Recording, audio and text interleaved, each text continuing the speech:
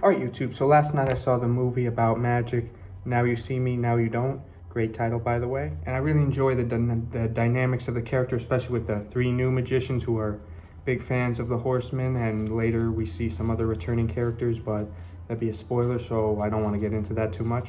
And I haven't seen the first one, but I do have a lot of sentimental value, which feels weird to say considering it only came out in 2016 for the sequel, because I saw it with my big homie Luke, and shout out Luke if you're watching, see this movie. But it's just like, a really fun movie. Nothing incredible, but it's just interesting to see. And also like later on in the movie, in the beginning, how they show like sort of how the tricks and the schemes unfolded. And it's like, cool to see because they show what you don't see, like the title says, Now You See Me, Now You Don't.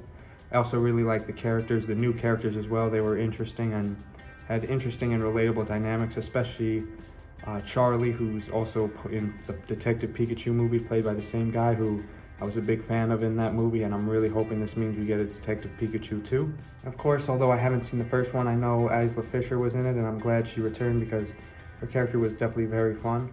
Of course, I like the other three horsemen portrayed by Woody Harrelson, Jesse Eisenberg, and Dave Franco. They were definitely fun characters, and we see some other returning characters from the previous movies. Not going to give it away, but I'll say that it was definitely a joy to see. And although the movie didn't have the greatest or most thorough explanation or depth to it in terms of lore, I do like the idea of sort of the horsemen retiring their ways for a little bit and sort of finding corny and boring 9-to-5 jobs and then coming back together for a big fun adventure. I know it's a little cliche, but overall the movie definitely has a great soundtrack as well, and it's just fun to see on the big screen. So overall I enjoyed the movie probably 8 or 9 out of 10, and I liked it a little more than the second one, but I have yet to see the first one, but I'm sure the first one's the best. And shout out to the artist who created this beautiful thumbnail that you see. So until then, thank you guys so much for watching. Stay tuned for more soon. Goodbye.